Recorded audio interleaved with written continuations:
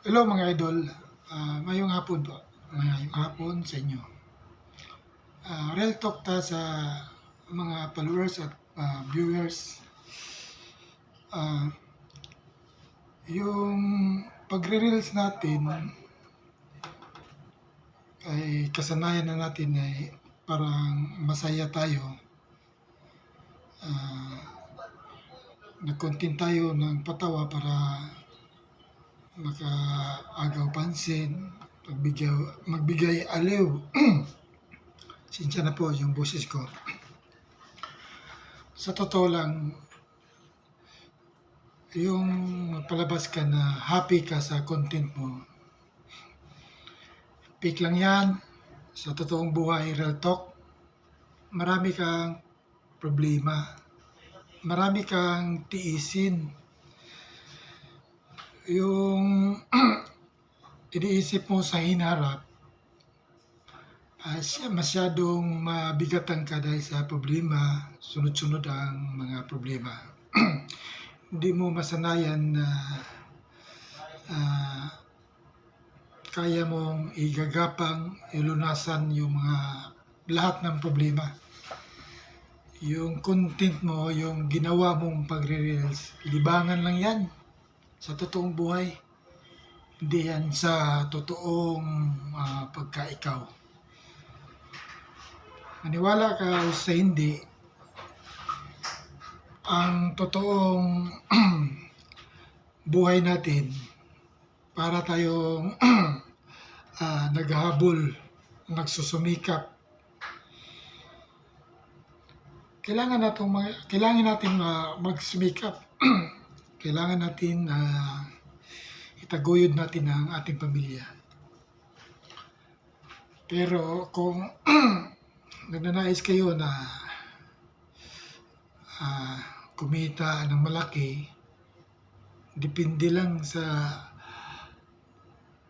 sikat kang vlogger or depende yan. Pero kung baguhan ka lang, huwag mo nang iasa sa lahat-lahat ng pagsisikap mo na kumita ka talaga.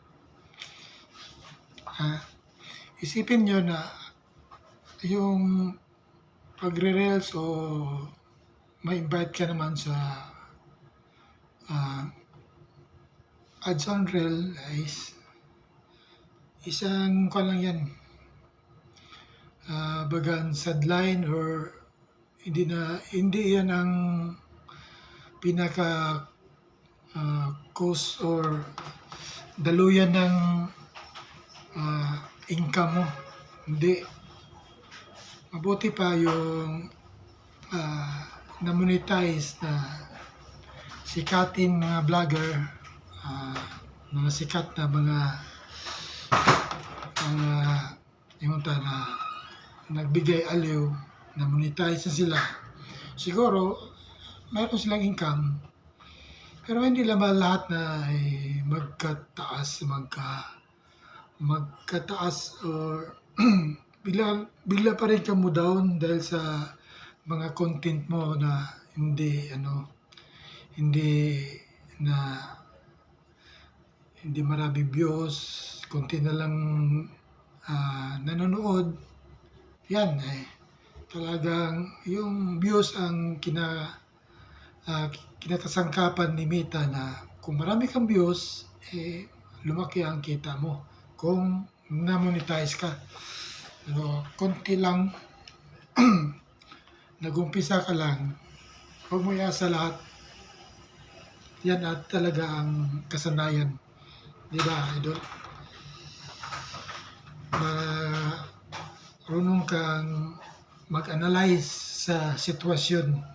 Huwag mong i-focus sa isa lang ka portion, isa lang ka optional lang yan kung wala namang kang hanap buhay. Pero sa totoo, kailangan mo talagang maghanap buhay. Diba? Hindi naman tayo nagbigay patawa sa ila o kasiyahan sa ila kung hindi ka gumawa ng content. Gumawa ka ng content, nagpasaya ka, pero sa totoong buhay, hindi ka masaya, nalulungkot ka pa rin, marami kang problema sa hinaharap, marami kang problema. Kaya lang ikaw nag-content, nagre-reels para parang malusutan mo yung mga problema. Pero sa totoo, hindi mo rin malusutan. Hindi mo malusutan yung problema. Kasama na yan sa buhay. Hanggat buhay ka pa, kasama na yan ang problema. Kaya kung nagko-content kayo, huwag kayong yung medyo parang na behind ka, parang gusto nimo na kapareha ka na nag-content na dagang views. Huwag kang masina sa Bisaya. Masina ka sa Bisaya. Wag, gawa ka na lang ng sang-ayon sa imong kalooban.